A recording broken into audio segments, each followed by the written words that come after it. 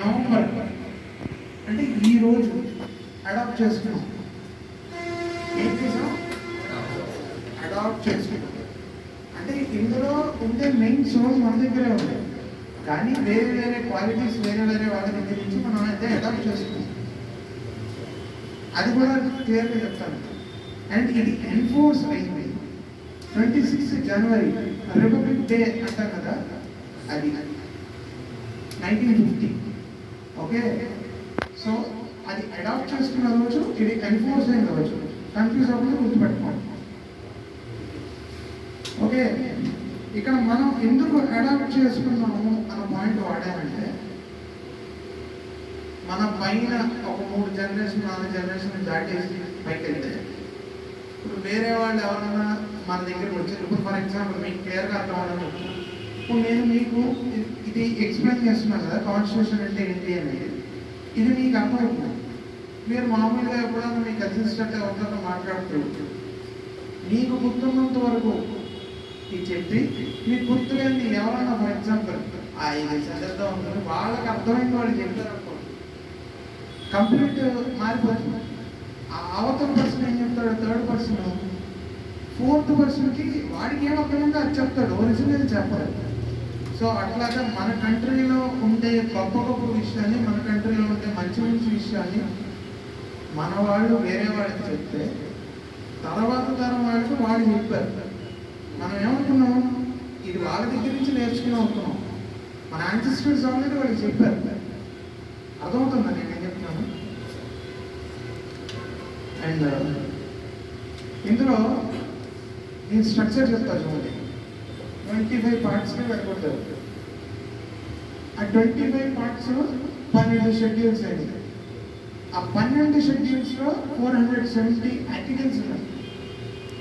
ఈ 470 ఆర్టికల్స్ని 100కి పైన సార్లు అమెండ్ చేశారు. అమెండ్మెంట్ అంటే ఏంటంటే మార్చడం. చట్టం మారితే దాన్ని అమెండ్మెంట్ అంటారు. అర్థమైందా? ఏమైనా డౌట్స్ ఉన్నాయా? అర్థమైంది కదా? ఈ కింద చూడండి, not carved in stone yet not without soul. దానికంటే ఒక సోల్ అనేది ఉంది మన కాన్స్టిట్యూషన్. అది ప్రత్యేకత. అండ్ మొత్తం దేశాలన్నింటిలో కూడా మనది largest constitution and hand written constitution. ఇందులో సోర్సెస్ అడాప్టెడ్ అన్న మాట గురించి మనం మాట్లాడుకున్నాం. ఈ సోర్సెస్ చూస్తున్నాం. ఫస్ట్ సోర్స్ ఏంటి? భారత్. ఓకే, ద ఎటర్నల్ ధర్మ, the fundamental duties, unity in diversity, spiritual foundations అనేవి మన దగ్గర ఉన్నదే. ఓకే, ఎటర్నల్ ధర్మ ఇస్ నథింగ్ బట్ డ్యూటీస్. ధర్మ అంటే it's duty.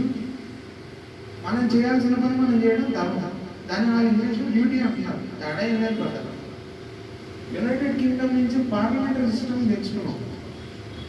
Okay, United states నుంచి ఫండమెంటల్ రైట్స్, జ్యుడిషియల్ రివ్యూ ఇవన్నీ తెచ్చుకున్నాం. ఐర్లాండ్ నుంచి డైరెక్టర్ ప్రిన్సిపల్స్ అంటే స్టేట్ ఎట్లా నడవాలి. మనం కొనుక్కునే చిన్న చిన్న రిమోట్ కంట్రోల్ కార్స్ కానీ, చిన్న చిన్న ఇయర్ ఫోన్స్ కానీ, ఒక 6 నెలలు 7 నెలలు పనిచేసే ఎలక్ట్రానిక్ గ్యాడ్జెట్కి ఇంత బుక్ ఇస్తాడు వాడు ఎలా వాడాలి.